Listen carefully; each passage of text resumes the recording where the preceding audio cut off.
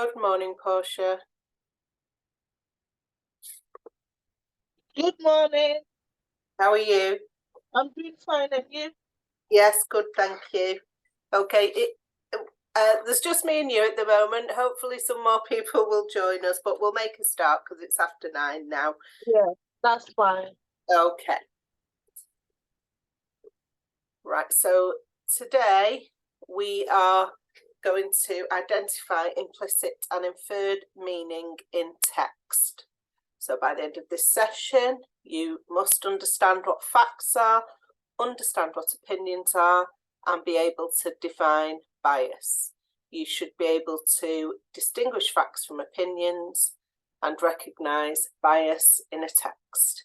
You could infer meanings in text and recognise euphemisms and irony. So, what does this statement mean? His job was to pack toys into boxes. So what does that statement tell us? It's fact. Pardon? It's fact. Yeah, it's fact. And what is the fact? What do we know from reading that? What he's doing for a living. Good. So what his job is. Pardon? What his job is. Yes, we know what his job is, and his job is to pack toys into boxes. Good. So it's a fact, isn't it? Well done.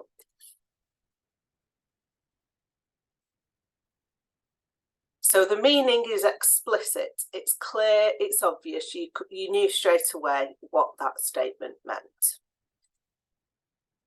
So we've got a line from Peter Pan here. Her romantic mind was like tiny boxes, one within the other. So what does this statement mean, or this line from the book Peter Pan mean?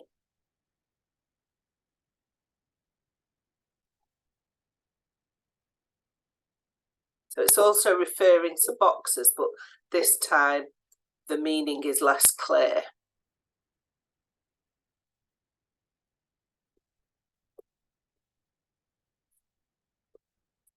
So is this one a fact? Is it something, is it telling us what her mind actually is? Is her mind actually made up of tiny little boxes?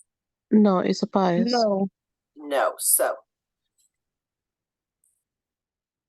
her brain was not made of small boxes.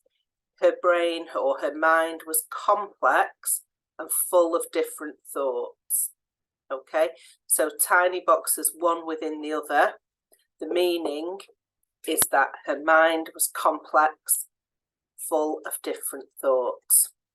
So the meaning in that sentence is implicit. It's unclear and hidden. We have to do a little bit of thinking to find out what the writer means, what they have implied, rather than the first sentence, which was just a fact and we could understand that really clearly and easily. So sometimes we have to read between the lines, and this is called inference. It's the process of arriving at a conclusion using reasoning and or evidence from the text. So the reader infers the meaning from the text. The writer implies the meaning in the text. So the writer suggests by the way it is said. And the reason for this, rather than just writing statements, is that by the writer implying and leaving clues, they draw the reader in to the text, and they need to make their own conclusions. Okay, so it makes the text more interesting. It gives the reader a chance to draw their own conclusions as well. Excuse me. So in a functional skills assessment for reading, you could be asked, what is implied by the following quote? Or what can you infer from this quote?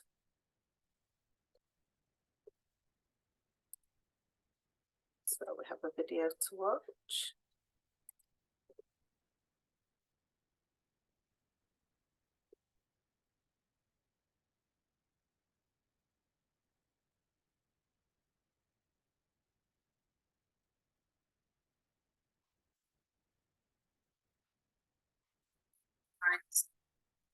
What do we mean by fact?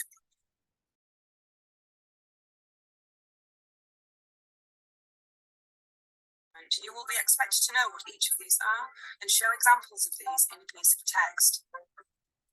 Let's start with the basics, fact and opinion. A fact is a truth that can be proven. It is something that can be verified and backed with evidence. Bradley Wiggins was named Sports Personality of the Year in 2012. We can check that this is correct. It is a fact that can be verified.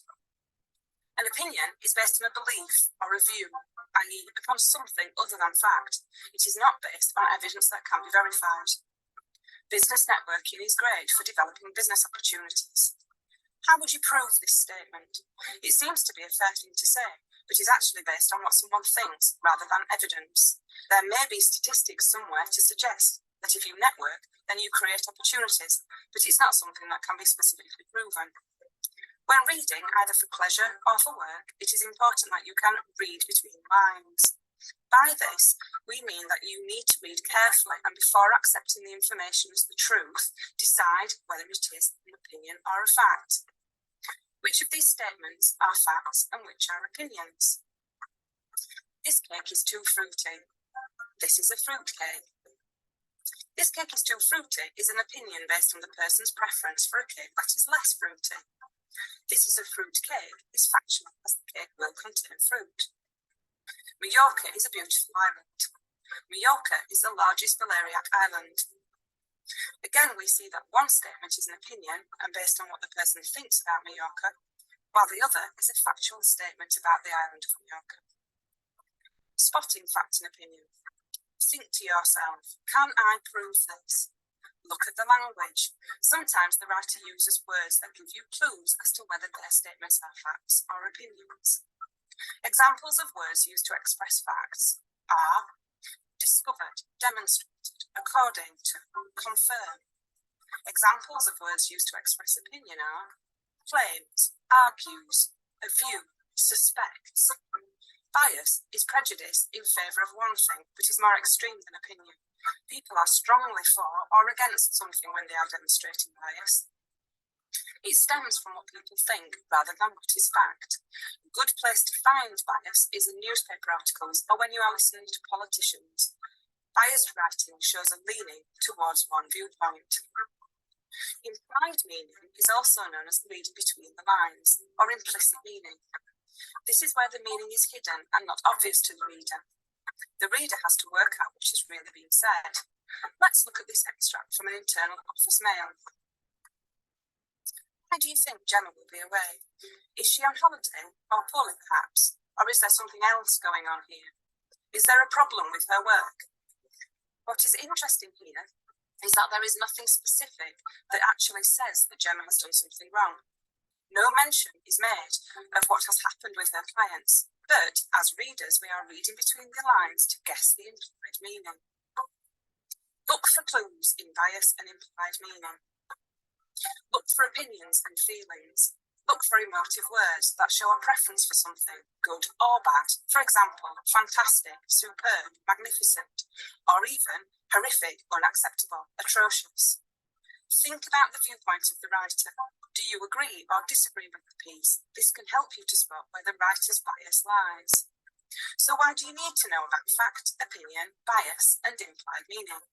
These skills are assessed in the Level 2 Functional English Reading exams and can be tricky ones to get right. In the workplace, it is very important to be able to tell fact from opinion because you need to be clear about information that will be used for other purposes. You need to be sure that you are using the correct facts in certain circumstances. It is easy to get things mixed up. For example, if you think about how adverts work, they often sell things by presenting opinions as facts or by being selective about the facts that they do include. And this is to try and catch their readers out. And this often works.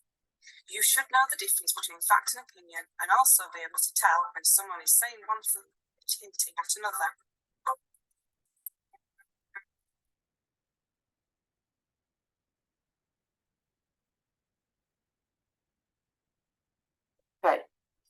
So that gave us a bit more information.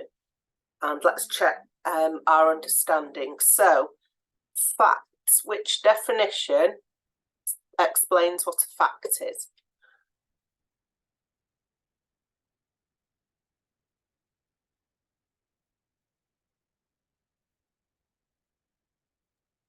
Is it the second one? Is it So a fact records or things that can be proved to be true. Good. And opinions.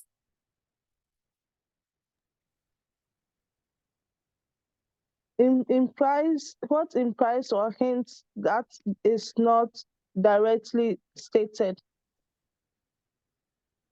So that definition would be for implicit. Is it views and feeling? Yes, so opinion, yeah. Opinions are views or feelings. Yeah. So they could be personal, just for one person, or it could be the opinions of a group. And bias, therefore, is an inclination to one opinion with a refusal to consider others. So, as it mentioned in the video, a good example of bias is to read particular newspapers that tend to be right or left leaning, most of them, and so the reports will be written with bias towards those political opinions. Okay, well done.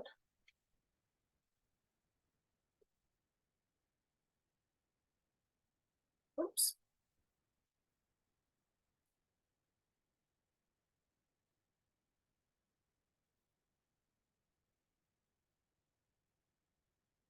So we've got some examples of facts and opinions here. The bacon is too salty.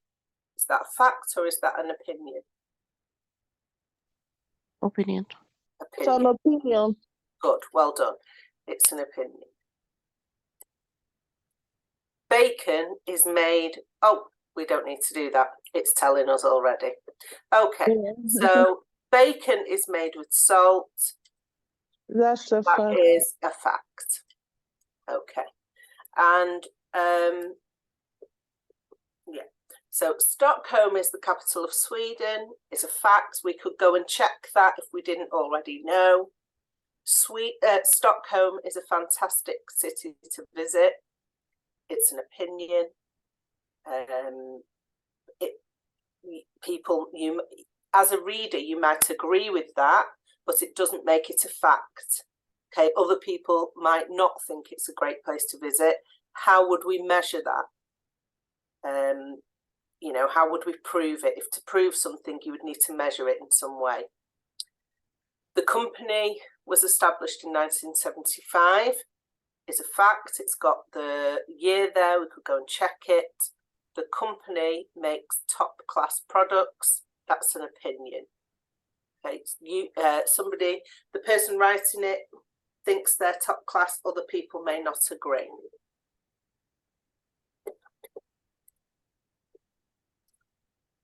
Okay, so we've got a text here. Can you distinguish between the fact and the opinion? I'll read it out and you can read along on your screen. Toffees, crisps and sugary drinks should be in non-colourful packaging to stop children mithering their mums and dads, health campaigners say. It would make the items much less tempting and is necessary to fight the obesity crisis, they insist. Treats should be in plain packaging, health campaigners say. The Institute for Food and Public Policy also calls for the products to be taxed, their adverts banned from daytime TV when kids watch TV, and for supermarkets to fund healthy cooking classes for customers. Opponents say that plain packaging for tobacco items has failed to work so far, with a minimal drop in cigarette sales. Okay, so can anyone identify an opinion in that text? What paragraph? Pardon? Toffee, The first paragraph as well. yeah, is Yeah, is the an first opinion. starting with toffee, yeah. So toffees, crisps, sugary drinks should be in non-colourful packaging, health campaigners say. So to stop children mithering. So mithering, if you don't know, means when children are continually asking for something. If you do have your own children, or you know people that do, I'm sure you've experienced this, where can I have this, can I have this, are we there yet, when will we be there, and so on. It's quite a northern word, so it's more common in the northwest of England, but mithering, that's why it's in inverted commas, because it's a what do we call it? It's a colloquial word. It's not necessarily, if you said it in London, people might not know what you meant. Okay, but that's what it means. It's mostly used for children, repeatedly asking for things, stop mithering. But yes, so that's an opinion, that first opening part of the text. So any other opinions in there?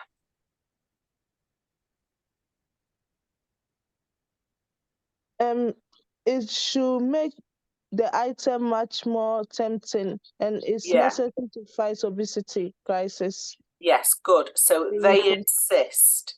Yes. So we haven't got any thing to back that up. So that it doesn't mention there any studies or statistics, data to back that up. So the implication is that it's just their opinion. Okay, because if there was figures, they would use them to prove that. So it's their opinion. Well done. Can anyone spot a fact?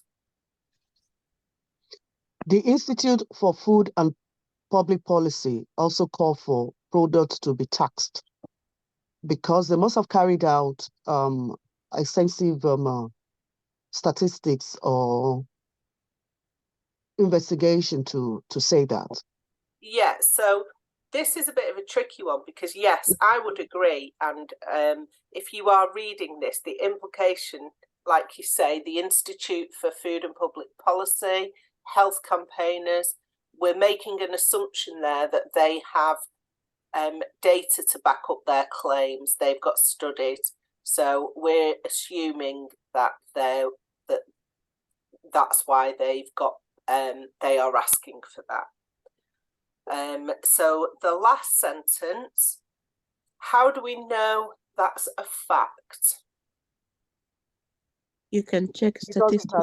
it has failed to work. It does tell us it's failed to work. How do we know it's failed to work? What does it tell us? Because You they've check carried the out, sales yeah. that are falling. Good. So although it doesn't give us percentages, it does tell us there that there's been only a minimal drop in cigarette sales. So we could go and check that, couldn't we? So that's a fact. It may be, possibly sometimes, you might go and check something and it's not true. You know, they've made an error. But we would assume, for the purposes of this, for your level 2 assessment, that it is going to be, if they're referring to things like a drop in cigarette sales, that's true. And we could go and check that.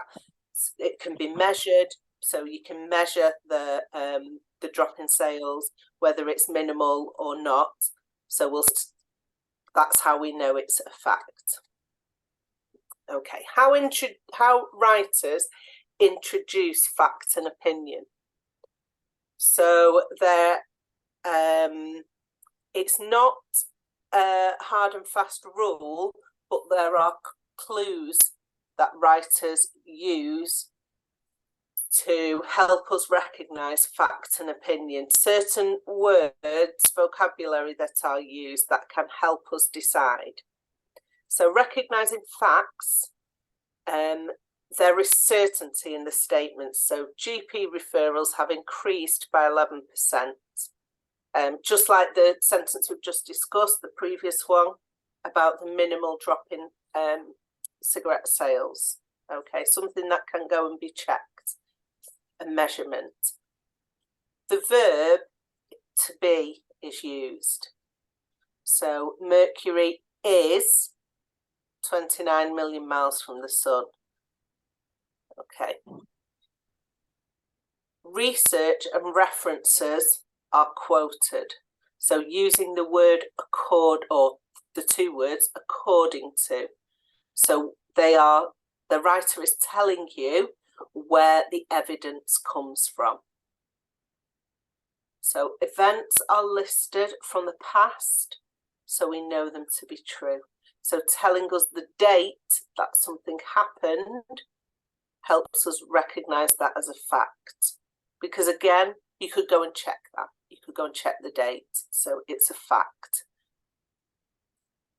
Okay, on the other hand, opinions. So comments are preceded by think or believe. I think that student loans are a good idea. I believe that junk food should be in plain, unappealing packaging. So it's the writer's thoughts and opinions. There is uncertainty and speculation. So it might help. Changing sweet packet design might help. They haven't done any research to find out if it will, or if this has worked in perhaps in another country and so on. They just think that it will. Verbs are modified with should, would, could. For example, they should change the law. They could ban advertising to stop people smoking. So those type of sentences, they're implying that it's an opinion rather than a fact. However, as I said, it's not a hard and fast rule. It might not always be this clear, and there might be other devices that the writers use to influence the reader. Okay. Does anyone have any questions so far? No. No? Okay. So how to spot bias? So texts with bias are likely to have some of these features. So a one-sided argument. So only telling one side of the story. Using emotive language. So the choice of vocabulary could be very extreme. They might say how they feel, how it makes them feel. So yes, emotive language. A lack of evidence. So telling us information but without backing that up. Okay, so without giving any facts or figures.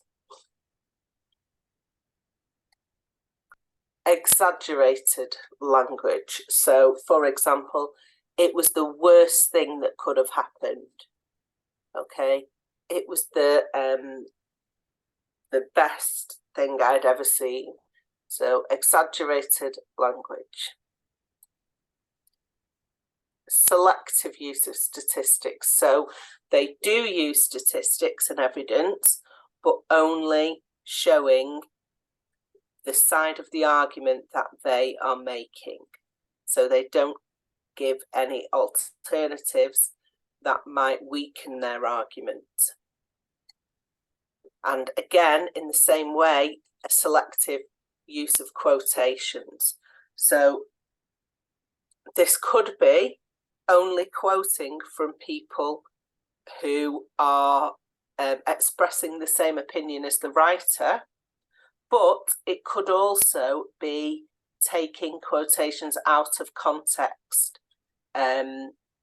So quoting somebody, but they're actually talking about something else, or only using part of what somebody has said to make it look like they back up the argument.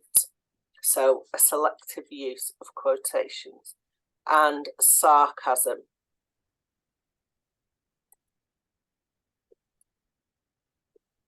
And possibly negative or positive overtone. So possibly negative if they're saying that they don't agree with something, or positive if they're saying that they do. So the contrast to this would be a well-balanced text, and a balanced text would have the views of a number of people. So if they were using quotations, they would have people with quote people with different opinions from different sides of the argument. And they may also include evidence from both sides of the argument in a balanced text. So read this paragraph. What evidence of bias can you find? So I'll read this out loud and you can read along on your screen. Recently, I almost wiped out a small, fast-moving group of cyclists after they had swept down Ormond Road and across my path to exit towards the bridge. They suddenly appeared from behind tall plants.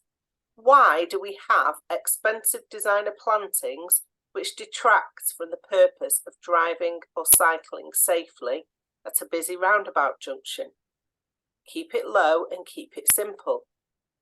I also suggest whoever designed these attractive flower beds be given the job of upgrading our pathetic rose garden. It is an embarrassment to show visitors to our city and is, without doubt, the most unattractive rose garden in the country. Okay, so what evidence of bias can you see in the text? Emotive language, like I whipped out, and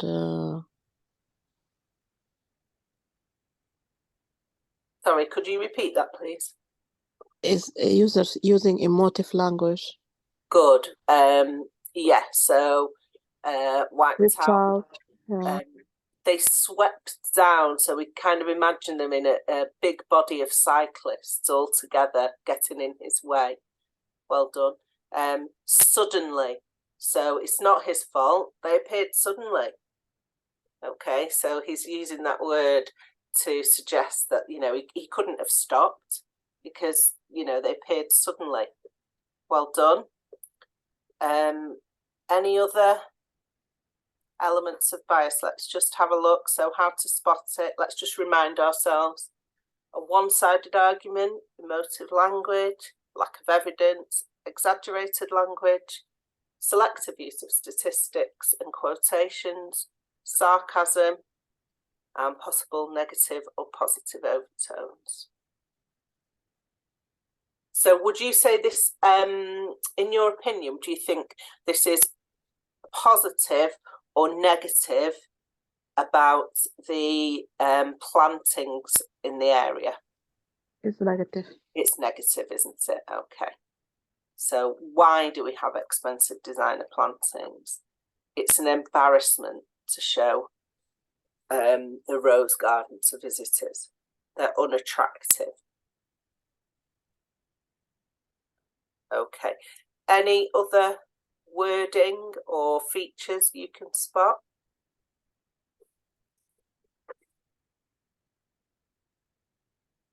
Embarrassment. Pardon? Embarrassment. Yeah.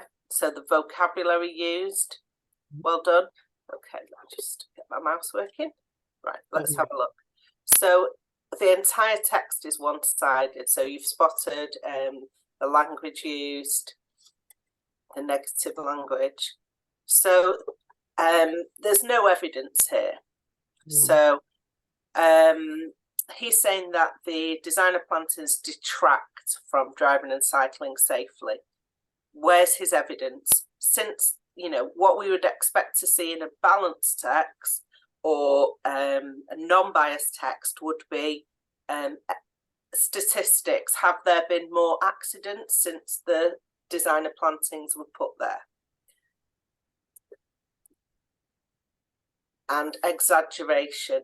So how can he possibly know it's the most unattractive rose garden in the country? Okay, so he's exaggerating. Does he truly feel embarrassed when he has some visitors and shows them around the city? So he's using, as someone mentioned before, emotive language to exaggerate. Okay, well done. So we've got another video to watch about implicit meaning this time. I'll just share this. And inference. Implicit meaning is meaning that is suggested but is not directly stated. It is something which needs to be inferred by you as the reader. It's the writer who implies something in the text, and the reader who then infers what that meaning is. We use inference all the time in our interactions with others. We may infer opinions about people from their tone of voice, their body language, the clothes they wear, how others respond to them. We use the same inference when we read the description of characters in a novel, or we infer opinions about celebrities from what we read about them in magazines. Example. Paul sat with his feet on the desk and his arms behind his head. He wore a crisp cotton suit and a smooth silk tie. Come in and sit down. From this passage, you immediately infer opinions about the character from his clothes, the way he's sitting and his abrupt tone of voice. He seems wealthy, self-assured, and in control. Implicit meaning. Meaning that isn't explicit or directly stated is often used in persuasive text. Example. Barker & Sons are a family-owned catering business that has been established since 1923. We pride ourselves in always giving our customers an excellent service. The implicit meaning in the text, or what we infer as a reader, is that this company is safe to do business with, even though it's not directly stated. Implicit meaning can be conveyed with humour and by what's not said. For example, Did you enjoy the latest superhero film? I like the end credits. The implication is a definite no, even though it's not directly stated. To recap, it's the writer or speaker who implies something, and the reader or listener who infers the meaning. Implicit meaning is suggested through language, character, and often through what's not said.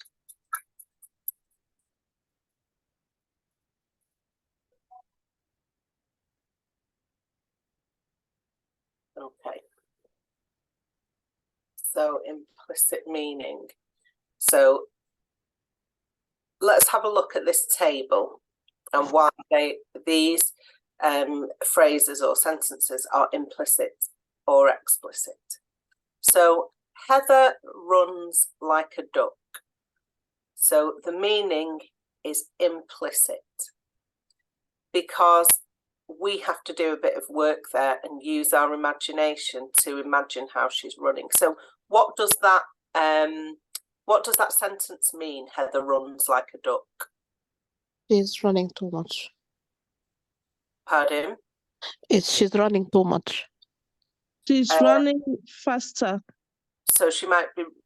So possibly, how would a duck run? Or how does a duck move? They do run walking. Yeah, so she's not running very fast. Good, because we don't see ducks running really fast, do we? If we're in the park, how do they move when they walk? So are they elegant? Pardon? They drag. Yeah, so I would use the word waddle. Do you know what I mean by that? So the body moves side to side when they walk, doesn't it? Like a funny. It's quite. It could even be seen as a bit comical. So reading that statement there, Heather runs like a duck, we've just had a little chat there about what that might mean, because we need to do a bit of work as the reader to imagine that. So I'm imagining Heather running, not very fast, her body moving side to side, she's waddling as she runs. It doesn't say all of that, it just says she runs like a duck. The rest of that information we have to come up with ourselves. Okay, so that's implicit meaning. The meaning is within the sentence that we have read. Okay, Heather ran 5k in a race. What does that mean? It means Heather ran 5k in a race. There isn't really anything else we can add to that to aid our understanding. So the meaning there is explicit. It's easy to understand. All the information is there. Okay, we don't really need to use imagination for that. So does that make sense to you? Yes. Why one is implicit and one is explicit? Good. So the temperature won't be above 6 degrees today. So that's explicit today, that it's a cold day because of the, it's a cold temperature. 6 degrees is cold. We know it's cold because it gives us that information. So it's explicit. It's telling us the temperature. You'll need a hat and coat today. So if somebody tells you you'll need a hat and coat today, why? Why would you need a hat and coat? It might be cold. Good, because it's cold outside. So already you're using your prior knowledge of why people wear hats and coats, and you're taking that information in. You'll need a hat and coat today, and you are drawing your conclusion that it is cold outside. But it doesn't tell us the temperature in this sentence, so that is implicit. You have to use your prior knowledge to make your own conclusions. The company was established in 1975. So there we have a clear, explicit sentence, tells us the year the company started. There's nothing really we can add to aid our understanding. It's a traditional company with old-fashioned values. So when it says a traditional company with old-fashioned values, would you imagine this to be a new company or an old company that has been going for a long time? An old company. An older company that's been going for a long time. So this sort of sentence is what might be used in advertising, because actually it might not be an old company, but by telling us it's traditional, using that word, using old-fashioned values, it's leading us to believe that it is a long-established company, which would make us want to trust it. So can you see that's implicit, because it's making us form a lot of opinions about this company without actually giving us any facts. Okay, so implicit meanings, they're used to challenge readers, so in a novel, to make it more interesting, to make it enjoyable, but they're also used in any type of text, implicit and explicit meaning. Implicit meaning is also often seen in advertising, because they want to persuade us to think or to make certain assumptions about their product or company, such as traditional company with old-fashioned values. Any questions about that? No? Okay. So I'll read this paragraph, you can read along, and then we're going to infer the meaning. At a recent invitation-only lunch, Minister Emma Jones was hijacked by members of the West Coast group, who made their opposition to the rail line very clear. The government may have changed, but ministers are still listening to the men in suits and ignoring the public who are concerned about the safety, social and environmental consequences.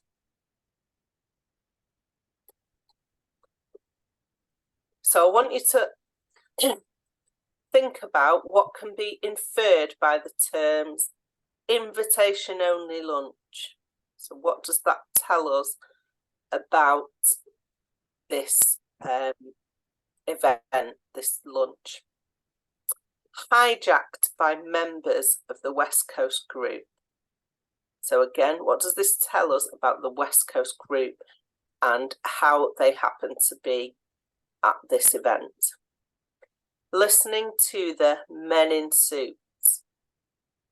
What does that tell us about who ministers are listening to? Who are those people? So I'll just give you a moment, just have another look at the text yourself and just have a think about what can be inferred by those terms. So I'll just give you a minute and then we will have a look at it together.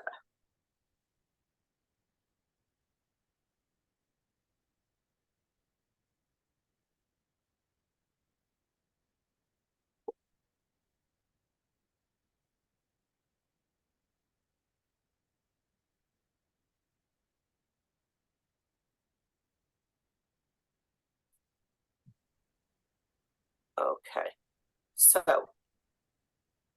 invitation only lunch. What does that tell us about this event? The closed event. It's a closed event, so it's exclusive, it's not open to the public. Good. Hijacked by members of the West Coast group. So Minister Emma Jones was hijacked. So what does that tell us about the West Coast group? Opposition parties. There can be an opposition or a pressure group. Yeah. Good. So the fact that she was hijacked by them, excellent. So you've inferred that they are probably a pressure group. They're in opposition to what she is going to be saying. Excellent. So, and also that they were unwanted. So as you've said, they wouldn't be wanted because they have an opposing opinion. They're a pressure group. So listening to the men in suits. So men in suits is in inverted commas, which is often used for Posh people. yeah. So yeah, men in suits, posh people. Does it literally mean? Does it literally mean that they're listening to only men who wear suits? No. No. Oh. No. No. So it could be The women men as with well. money. Yeah. But it means, yeah, exactly. Men with money, men in power. Yeah. Or people in power. So the men in suits could also include women, and it just means people in power. Oh, yeah. Good. So yeah, anonymous businessmen. It doesn't refer to anyone in particular. It's just that homogenous group of people. It says businessmen there, but it could be just business people. So we've got an extended paragraph here to look at. So the same again, at a recent invitation only lunch, it should say lunch there, I think.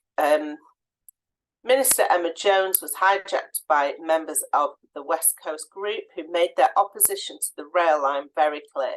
The government may have changed, but the ministers are still listening to the men in suits and ignoring the public who are concerned about the safety, social and environmental consequences. And we've got an additional sentence here. WCG, or West Coast Group Coordinator, Liam Parry said, the day government and business stop scratching each other's backs, there will be pigs flying in the sky. So, is Liam Parry, the coordinator, is he actually saying that the people in government and business scratch each other's backs? What does that mean, scratching each other's backs? What's the They're meaning? looking after each other. They're listening Yeah, to they're each other. looking after each other. They're helping you do something for me, I'll do something for you. Okay. And pigs flying in the sky. So it's just saying something that Happening. it's never going to happen, because we know that pigs are not going to start flying anytime soon.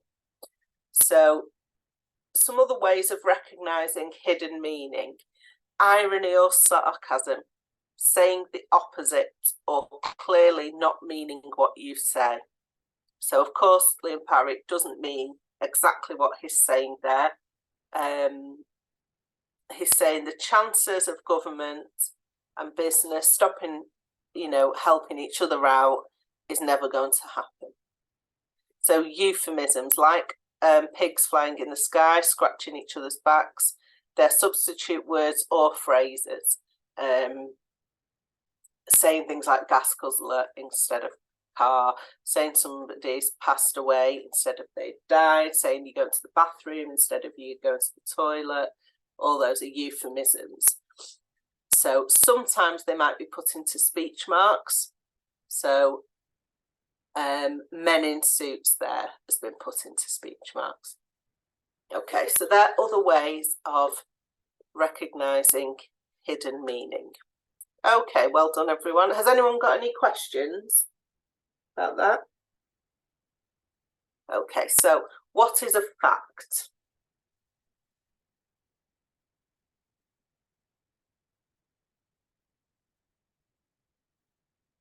D. Good. It's D, something that can be proven to be true. What is an opinion? Feelings or view that Good. can't be Good. proven. A, feelings or views that can't be proved to be true. What is bias? Is D. C. Strongly held one-sided opinion. Excellent. Yeah. So strongly held one-sided opinion. Good. What is another term for using inference?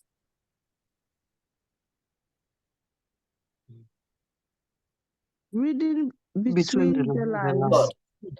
Reading between the lines. Excellent. Okay. So we've come to the end of our session today. Thank you for your excellent contributions. Does anyone have any questions before we finish? No? Okay. Excellent. Well, hopefully I will be with you or you'll be attending tomorrow for our writing session. So thank you again and have a good day, everyone. Thank you. Thanks. Bye. Bye.